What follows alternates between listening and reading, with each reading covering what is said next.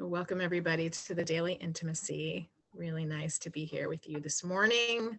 Cold day in February, end of February. We're getting there, getting towards spring. Not that I'm not being present in the moment with all the beauty that there is today. I'm also looking forward to some warmth. So let's begin with a centering meditation as we do. I just invite you to find a place to be. Alan, nice to see you here.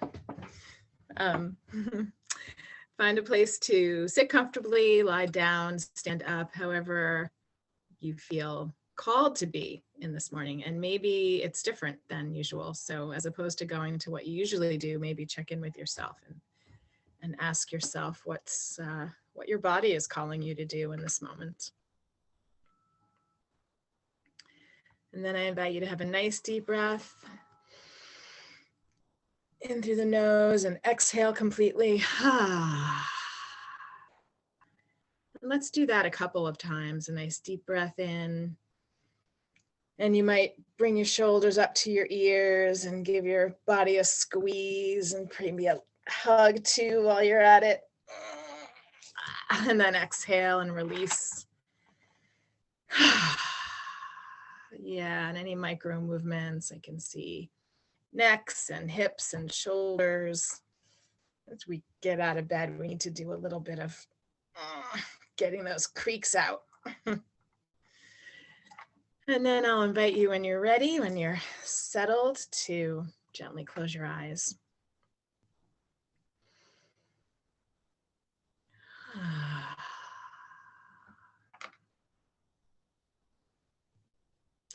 And breathing in through the nose and out through the mouth, if that's comfortable for you this morning, or whatever form works for you.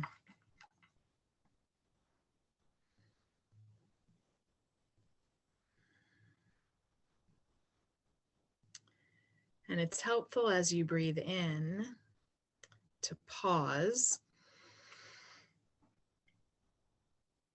and then exhale.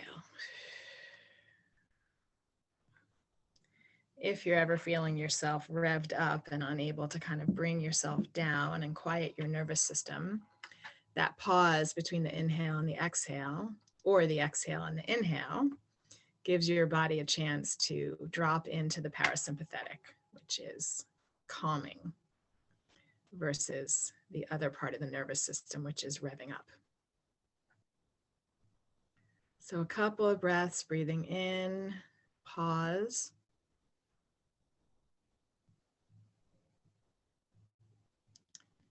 And exhale. And pause. And inhale. And pause. And exhale. And pause. And let's continue with this very simple rhythm. Let's breathe in for 3. And we're going to hold for a count of 6. Just to yourself, whatever your rhythm is.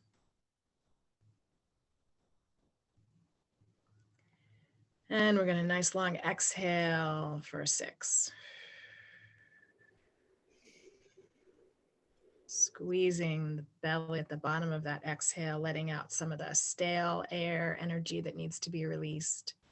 And then inhale again, nice deep, deep inhale for a count of 3. Hold for a count of 6. And as you hold, I invite you to relax your body. As opposed to a contracted holding, you're going to have an expansive holding, connecting to the Divine Mother inside. And then exhale, slowly count of 6.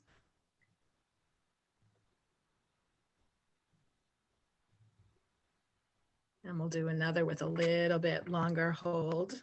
Again, when you relax, you can hold your breath for longer. So I invite you to really relax into that. So an inhale for a count of 3. And then hold for a count of 9. And again, at your own pace, I'm not going to count for you, whatever works for you this morning. But as you're holding, expanding into the space, relaxing into your internal self, connecting to the Divine Mother, or whatever word you have for her. And exhaling for a count of 6.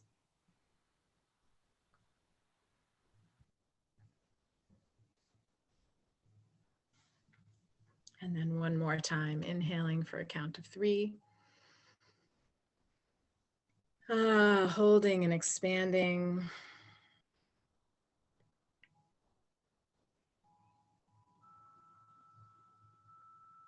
And then exhale when you're ready. Little squeeze of the belly at the bottom of that exhalation.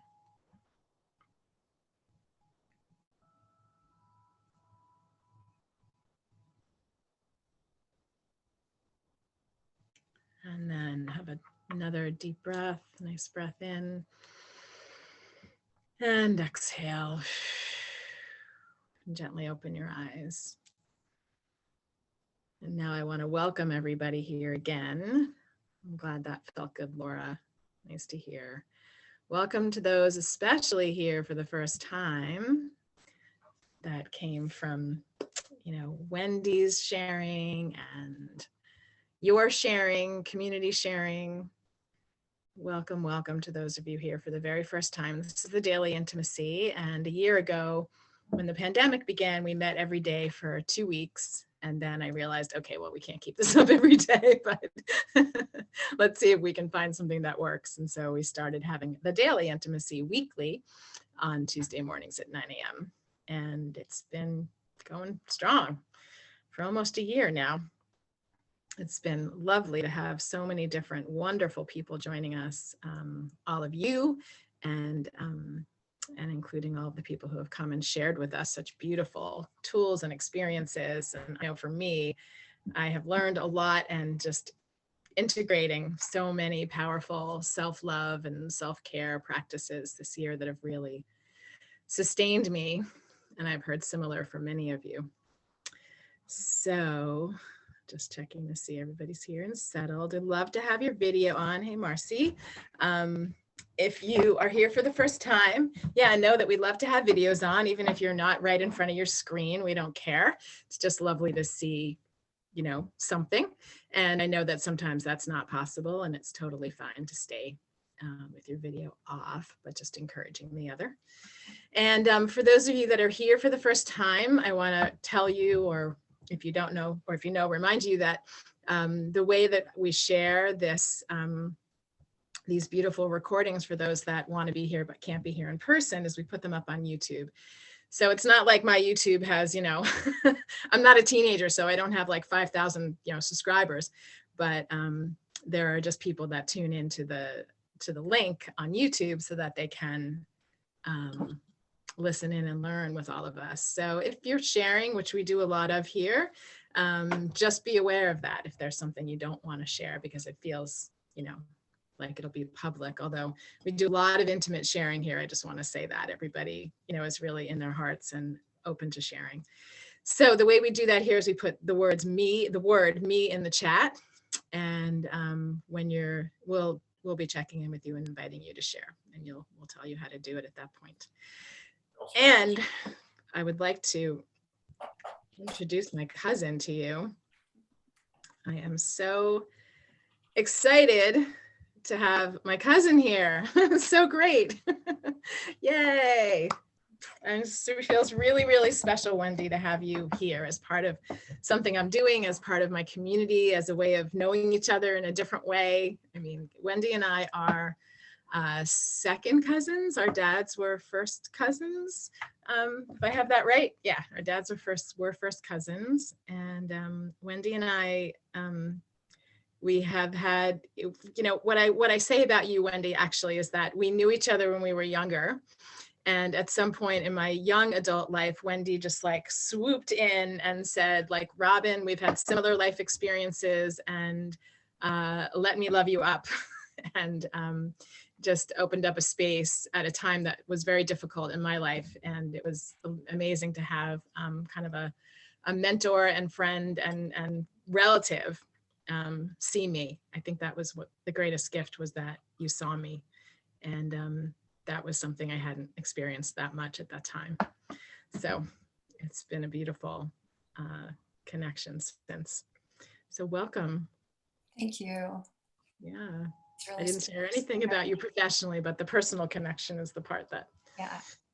It's really nice for us to combine our communities. There's several people here from, it just feels really special, like your group and my group together. Yeah, it's wonderful.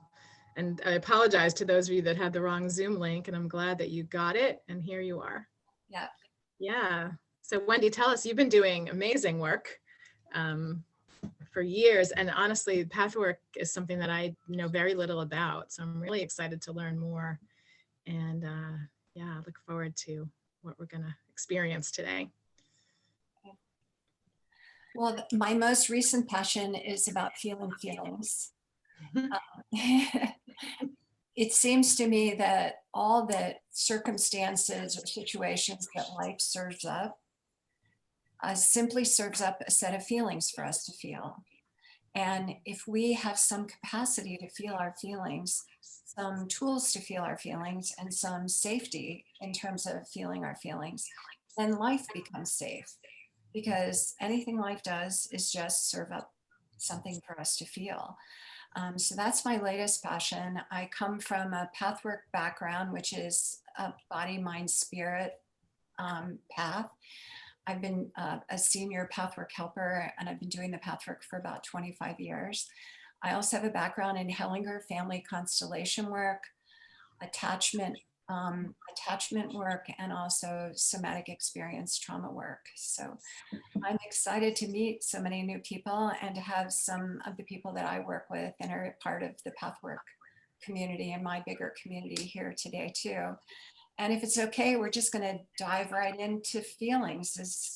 Let's go for it. I always say, let's dive right into feelings. So that's perfect. This is highly participatory. So with the caveat that it is not confidential and it's going to be on YouTube, I really welcome everyone to share.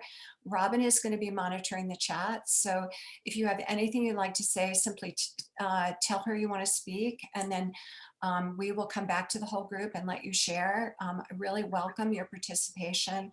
It's really critical to our experience today. So I'm going to have a couple slides to just walk through what are the obstacles to feeling our feelings, because all of us hate to feel our feelings, and from forever we programmed ourselves to, in various different very clever ways, to not feel our feelings. So I'm going to walk you through some of those methodologies in a few slides. During that time, anybody have any comments like, me too, I do that, oh, I'm so glad to hear that? Any comments, please jump in and we'll come back to you. Sound good? Okay, so I'm going to go ahead and share screen here and we'll jump right in. So like I said, experiencing your feelings is really the key to finding joy and safety in your life. And it's really that simple in a way, and feelings are really hard to feel. There is just a whole world of aliveness and fluidity that awaits you if you're willing to feel your feelings. So when we deaden our feelings, unfortunately, we deaden ourselves. Like, it's a non-discriminating process. So if you don't want to feel pain, you also can't feel as much joy. Unfortunately, there's not a good filtering system. So the promise, and I hope that you'll even feel a little bit of this today, is that you will feel a little bit more alive and fluid at the end of our time today.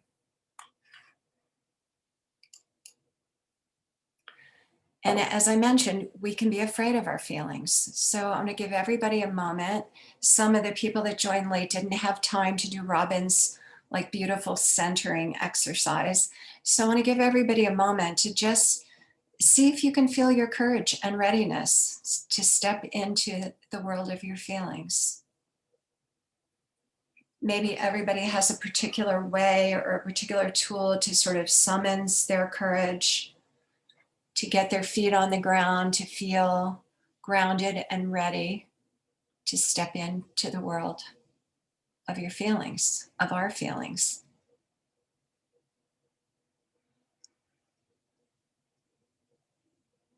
So let's just take a collective 3 nice deep breaths together.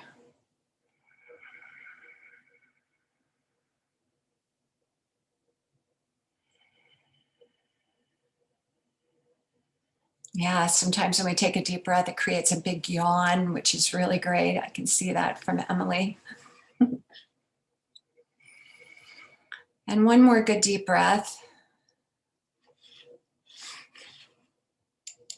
And how are we doing? Do we feel ready to move forward? Yeah? I'm gonna thumbs up. So good to see everybody. Okay, well, we'll go back to the screen and move on for a second. So if we're ready, let's look at all the ways that we really think about feelings instead of feel feelings. And so we generally avoid feelings, and we have these kind of challenging illusions that we've been carrying around with us our whole lives. One of them is that resisting feelings will hurt less than experiencing them. I think all of us were sort of programmed and trained to think this.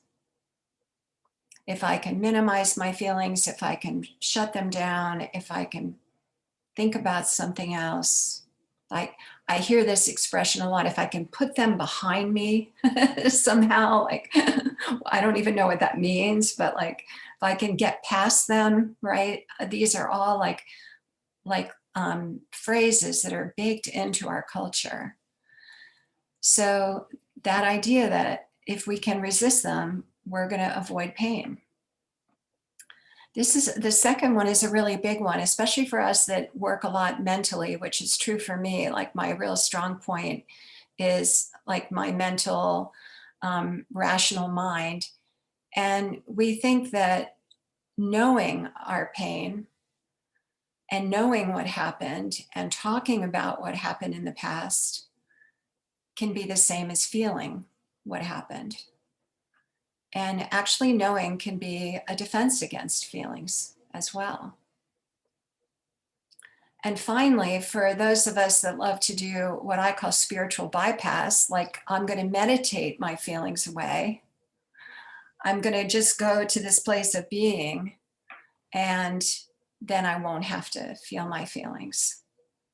So I wonder if anybody has one of these that they might share, like is their favorite or their go-to that they like to do. You can put that in the chat, or I obviously can share. Heart attacks, mental and intellectual. Anybody just want to say it out loud instead of putting it in the chat? Yeah, either one. And Nina, I'm curious what you meant by heart attacks. If you want to unmute. I have something I could say. I can tell you, I had a trauma in the past with my heart. And anytime when I start to feel some pain in my heart, my body probably, not my mind, my body has specific reactions to that. And I'm just trying to put away everything that is causing it, everything that is related to my heart, you know? So am I understanding you, Nina, that like you actually feel like you might be having a heart attack when you feel pain in your heart? Yeah, sometimes when I feel some pain even in my solar plexus, when I feel some tension or something, even now, because I know now for pandemic, most of people feel it in the area of the heart, in the solar plexus. And even now, when I start to feel this, my mind or I don't know, association is going be back to my experience from the heart attack, you know? Mm. And then I start to put away everything. And it's like, I don't need to be there anymore. It's like, what? Again? Like that, you know? Mm-hmm. So we're going to talk about this in just a minute, but one thing that happens is sometimes when we feel a little bit of pain, we can exaggerate it and make it so big that we can't feel it. or we can also minimize it and make it so small that we can't feel it. Or we can link it to other things that happen, which makes it too big to feel. Yeah, So I think you have a great example there. And feelings, we want to right size them and feel them one at a time so that they're not overwhelming and so that they're manageable to feel. And we're going to practice that in a few minutes. But thank you. That's a good example. Does anybody else have anything?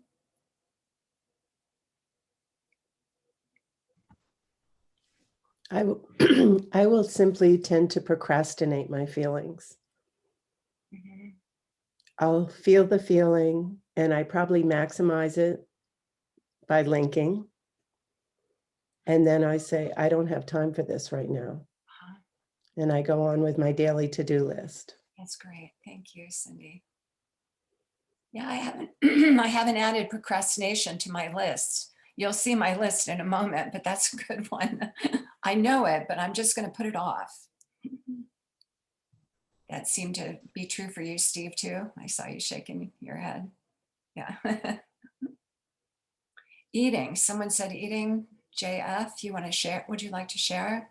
John Fisher? Yeah. Yeah. So at night, I just tend to get lonely, and I not just eat, I binge till there's no feelings left, and it's like, yep. And it's like, I don't want to feel that sadness or loneliness or whatever it is. I just do that pretty habitually. Yeah. Another good way to sort of numb. Oh yeah, 100% right. So food is my numb, and smoking pot, but food and smoking pot, or somehow ingesting pot, or caffeine too, I guess. So yeah, so other various, ingesting things might, yep, that's my thing. That's what I do. Yeah, thank you for sharing that. Yeah. Any way that we can just numb out or try to, all these methods of, and I see people are saying drinking also, and all these methods are, we're trying to regulate, we're just trying to soothe and regulate and feel a little bit better. So I hope you have a lot of compassion for whatever it is that you do to avoid your feelings also.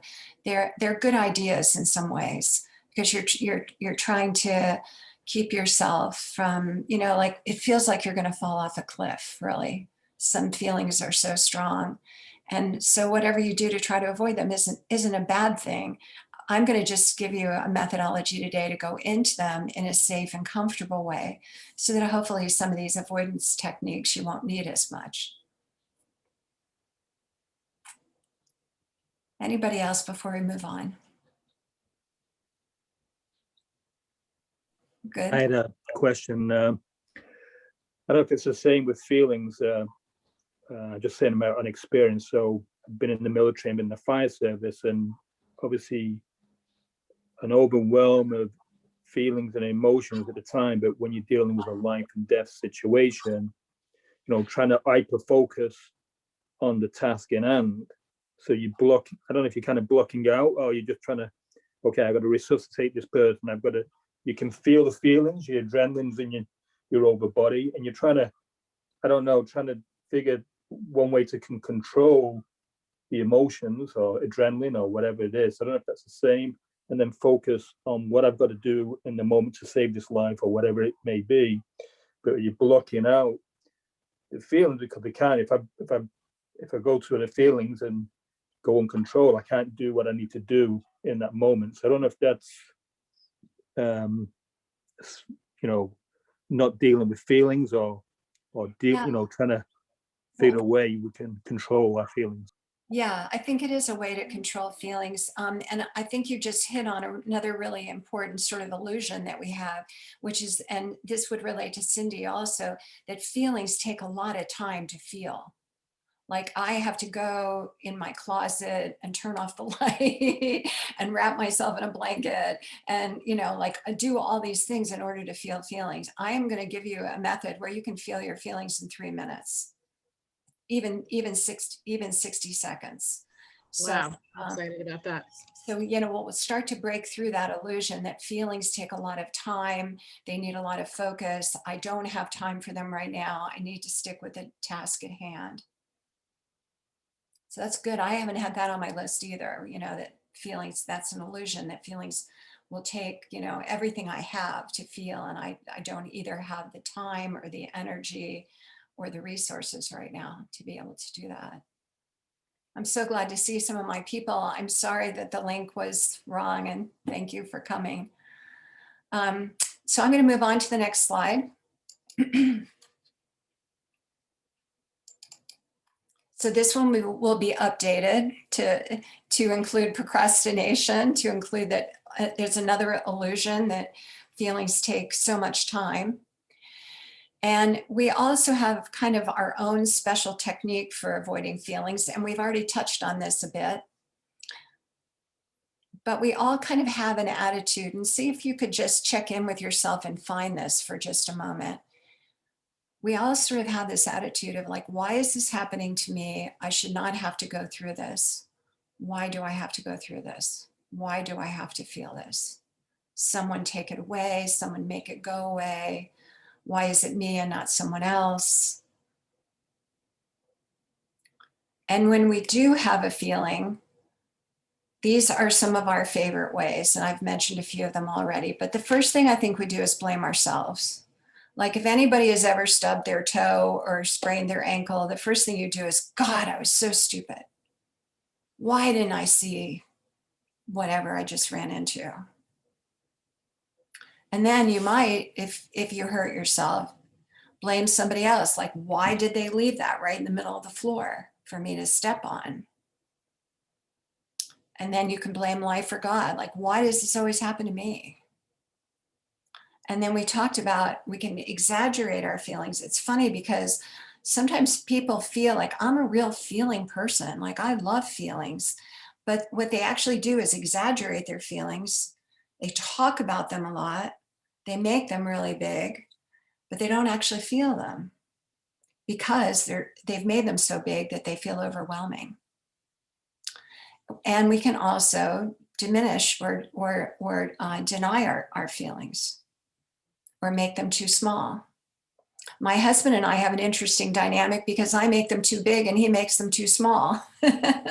And so we can be looking at the same situation and I'm saying it's terrible and he's saying it's nothing. And neither of us are actually facing the actual situation and feeling what's there. And then, John and some others talked about really ways that we can dissociate with food or drinking or pot or just simply zoning out. And unfortunately, all these methods prolong the pain. They actually don't really help.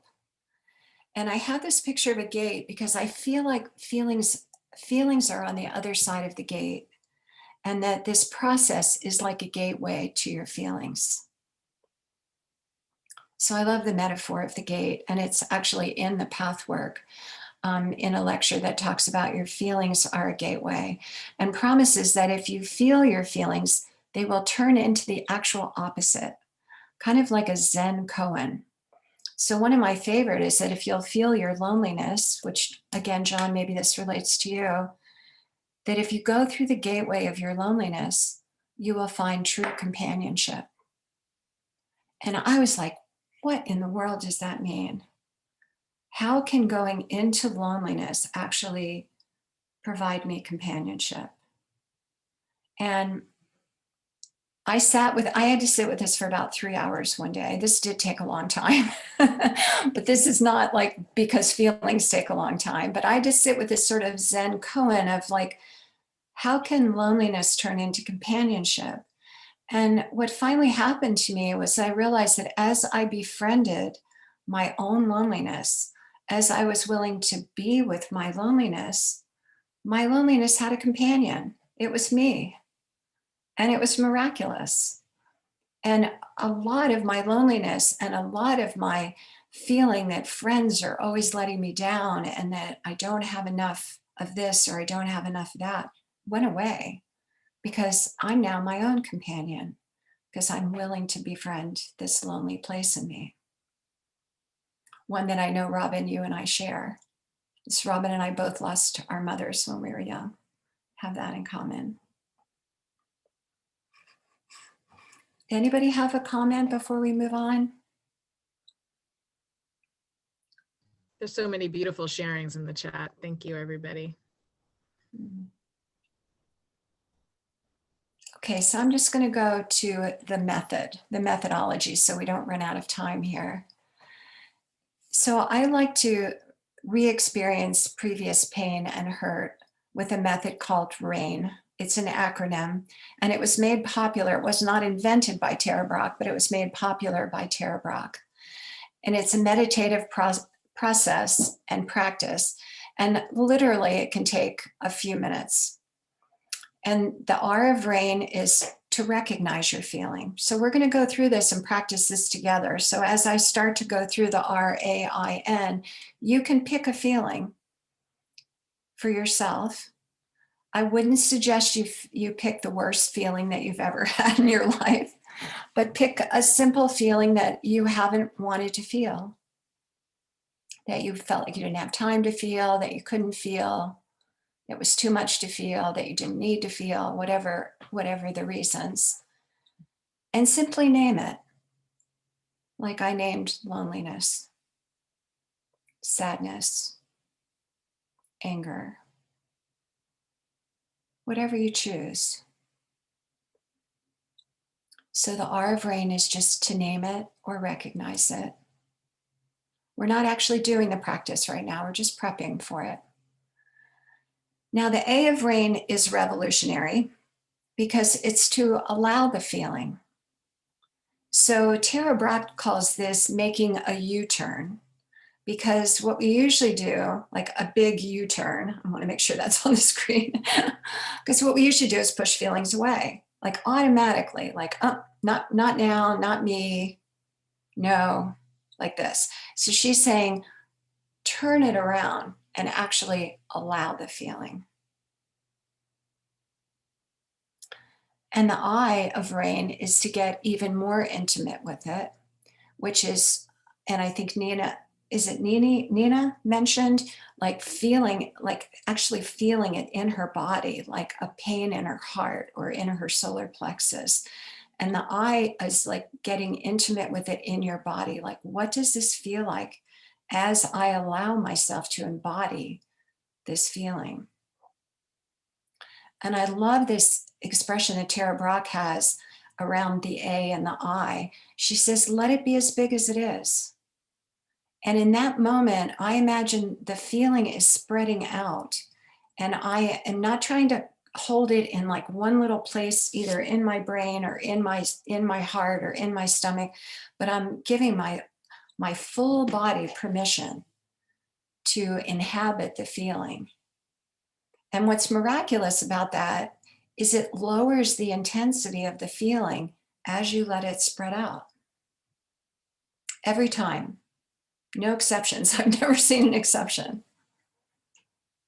So that you think if you let it get big, it's going to get bigger. But when you let it get big, it actually lowers in intensity and feels more manageable because you've given it more space. You know, you think about cramming something into a really small space, like a little BB, and it's like and it's got energy and it feels really intense because it doesn't have very far to move. But as you open up that space, it can slow down and move more slowly. So that to me is like one of the secrets of the universe, like to allow your feelings and actually give them space lowers the intensity of them and makes them more manageable to feel.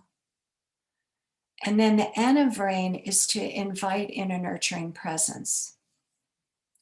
The nurturing presence and the N of RAIN is the most important part of this process. So I have a separate slide for it. What Tara Brach says is that when we were young and we experienced some of these difficult feelings, we experienced them alone. And that's part of why we developed all these methods not to feel them, because they were too big and too much to be alone with. And so the N of RAIN is to correct that experience and to call in a nurturing presence to hold that feeling with you. And that can be a pet, that can be an amazing mountaintop or place at the beach that you love. It can be a very reliable friend or partner. It can be a spiritual presence. Robyn, you were mentioning the goddess in your attunement. But it's really important to like feel like someone's holding your hand through this process and you are not alone. And what's really beautiful in a group like this is that we're all the nurturing presence for each other. So I just want to invite everybody to look around the room and see if there are any questions before we start this process.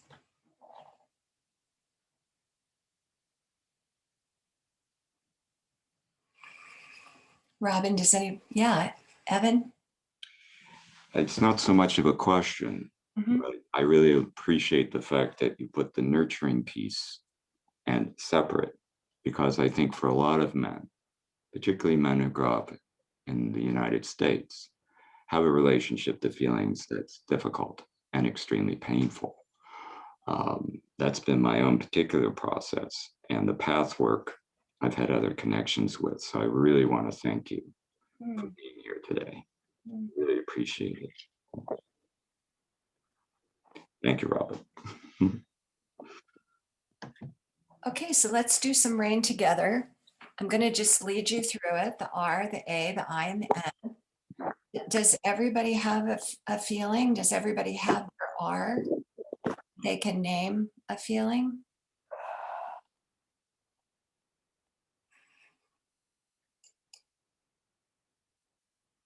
Okay, so with that feeling, I invite everybody just to close their eyes. And as you recognize the feeling, simply allow it.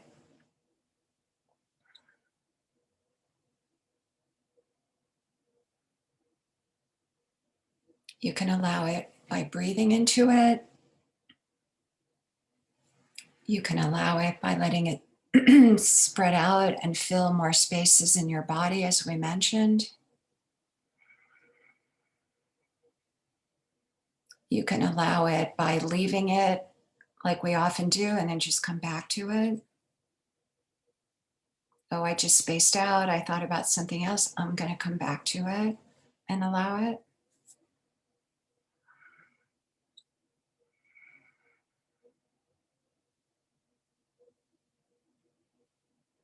And notice if you're making it really big or trying to make it small. Notice if you've turned a little bit on yourself, like, why am I having this feeling? I'm the only one, I shouldn't. Or if you want to build a case or blame someone else, like just notice all the things that come up that's in the way of simply allowing the feeling.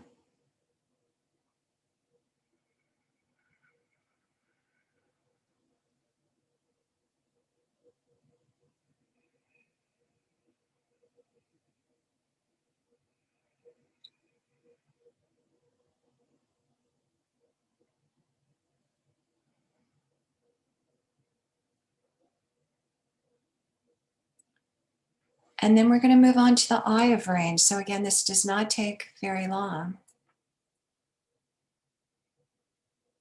And the I of rain is to see if you can get even more intimate with the feeling. Oh, it's like this. I notice my feeling is a little nervousness, and I can feel this really funny little tingling in my chest. It's kind of fun. It's like a little energy, bubbling, fizzy kind of feeling. Now see if you can bring this feeling into your body and notice how your body wants to metabolize it, feel it, work with it. Your body is so reliable in terms of being able to metabolize feelings if we let it.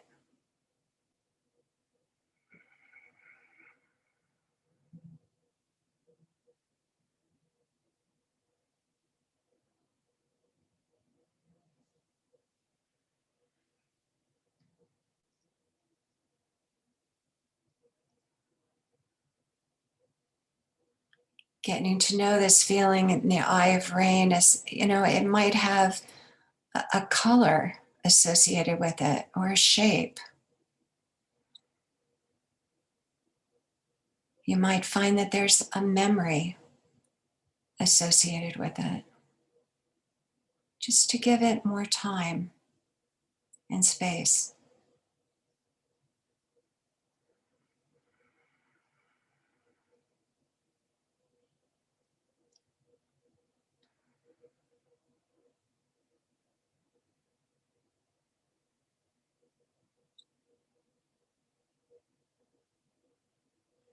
And then finally, we're going to move on to the N of rain and invite each of you to either open your eyes and look around and feel the nurturing presence that are surrounding us, or choose your own special nurturing presence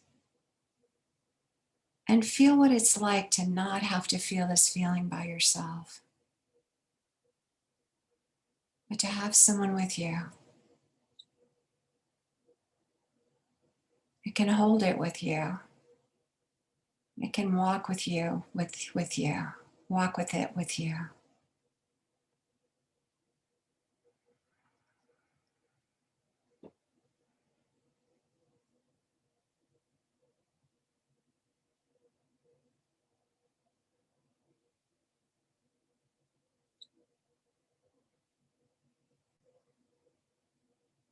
Tara Brach likes to call this N the holder and the held, meaning you are the holder of this pain or feeling, and you can also create the holder of this feeling, the held of this feeling, being held. So you can hold it and be the holder and the held. Be held in it by a nurturing presence.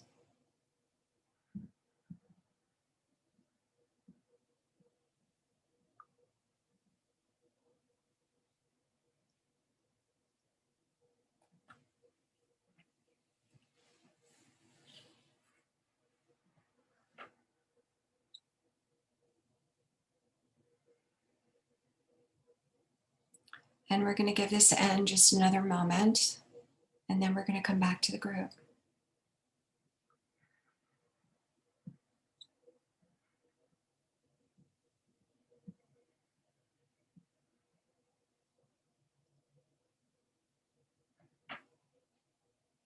Okay, so I'd love to hear from a few people, your experience, and if anybody had trouble and is willing to, I'd love to help you through it. And whatever, if you are willing to volunteer for some help, I'm quite clear it would help everyone. So whether you'd like to share an experience that seemed to either be helpful to you or one where you seem to stall out and would like help, either So one. we've got John, Emily, and Andrew. And that probably will take us to 10. So let's start with John and then we'll go to Emily. So I have this, so my feeling was fear, and it's fear of not being loved, you know, so fear of people, you know, making up stories about somebody not loving me or liking me. And it really, it's really all consuming to me. So I'm really profoundly impacted by this exercise. And when I did the allowing, so once I did the allowing and just letting that feeling just be there, I barely could find anything left to go on to the next steps, actually. Mm-hmm. So it's almost like, so when I was in the next steps, even I almost had to try to drum up more of it to even kind of feel like crying, like, holy shit, like this is like what a profound thing this is. And the fact that it could go, I'm just blown away. And the fact that because I'm like one of the, you know, guys, like I'm afraid of it's so funny. Like I'm like, oh yeah, I'm a big feeling guy. You know, that's how I define myself, you know, and I think that I am that, but I'm also really, I don't want to touch my feelings, the ones that I don't like, the ones that are uncomfortable. which is really, and this is just really freaking amazing. Yeah, so I'm just blown away by this, actually. It seems like it could be like really just life-changing to have this It's life-changing. method to just really, and it was so easy. There's Yeah, nothing. So receiving it exactly, you know, just allowing it was not anything. It was just, and then it was just, yeah, just like looking forward to doing more, just to really do more of this. Like, holy cow, you know. so I'm so glad you said that, John, because it's great. You can just do the R and the A. This is Mhm. why, you know, that would have been under a minute, right? Yeah. I mean, you don't need a lot of time, and that can be all that you need. If you get to the A and it feels like too much, or you find that you're starting to like go away, or you know, not being able to stick with it, you can also just do the R and the N. Like, I'm going to recognize this feeling, but it's too much right now to actually feel. I'm going to just call in somebody to hold my hand right now and just be with me. Mm. And that, you know, the R and the N is really useful too. And then over time, you could work your way back to RAIN. Wow. Amazing. Thank you. Thanks Yeah. for sharing. Anybody else? Thanks, Daniel. Let's go to Emily and then Andrew. Hey, everybody. Hey, Emily. Hi, Wendy. Thank you so much for this. This is really helpful. I had a little trouble recognizing what it was. I've been getting this like whenever I need to do something that that requires a lot of my effort, I feel this like pushing down on my chest. And so I was like, okay, so I wanted to try to recognize that, and I'm wondering if it's like fear of, I don't think it's fear of failure. I think it's fear of doing work that I don't want to do. Mm, And then I had some like past, I keep getting this like image of me on a deck of a ship, like doing really grueling work, mm, like the past week. So the allowing, like I had trouble getting out of that visual uh-huh. and like getting into the nurturing part of it. I'm like, I don't know how I help myself with this because I feel like I'm just being tortured in this visual. Uh-huh.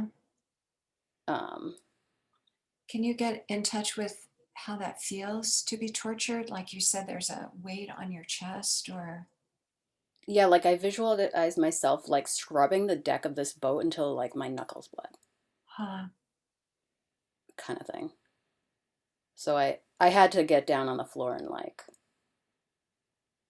chill out. I was getting like, I did let it go through my body, and I did visualize like something dripping down my legs, like the Uh-huh. feeling was like almost dripping down my legs. Uh-huh. Um, and it felt a little bit more dissipated. Mm-hmm. The solution is in the dilution. That's true. That's a sailing term. So I mean, it kind of feels like what you're in you're in, I don't know exactly, but it feels like you're in the neighborhood of dread.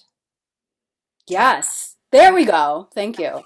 I felt like the word is, And dread is a really difficult feeling to feel.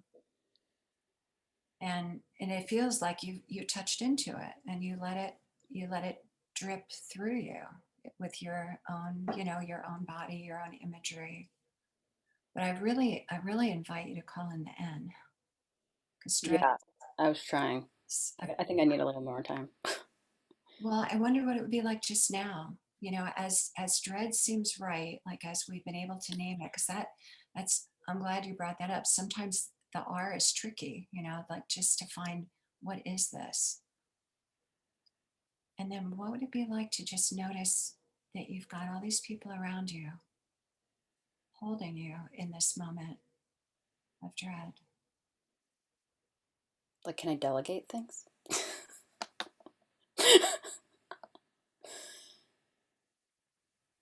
Maybe I could use a tool instead of my knuckles. Mm-hmm. And you could also get some help. Yeah. Like, what if you could visualize, maybe there's one person here on the screen that you could connect with, and you could visualize them scrubbing the deck with you. Robyn's volunteering. Robyn. Just notice how that feels for a moment. I don't have to do this by myself. I don't have to feel this dread by myself. Okay, yeah, we're making it a game. Mm.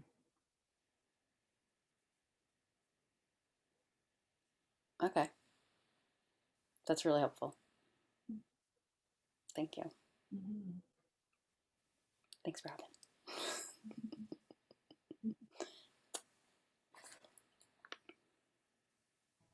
Thanks, Emily. That was beautiful. Andrew. Hi, everybody. So this is really powerful in me. There's this energy that's just, it's an energy I'm familiar with. It's this energy around when I'm in deep meditation. There's just like all this pressure around me. But the emotion was self-loathing. There are these periods, so I go around in my Zen state, but there are these periods when things happen that I've done that I just am blaming myself for that.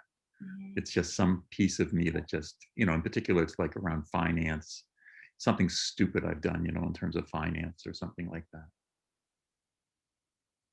So I went through the exercise, and it's beautiful in that it's this new way. First of all, there's this realization that the opposite of self-loathing is self-love, right? So like there's optimism there.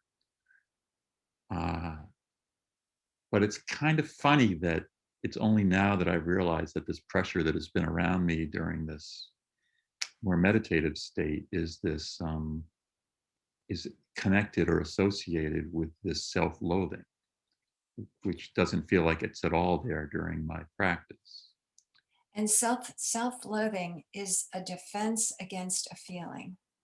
And once you understand that and you find yourself like, I'm mad at myself, I'm so angry that I did that, it's like all you need to do is track back. Oh, wonder what I was just feeling.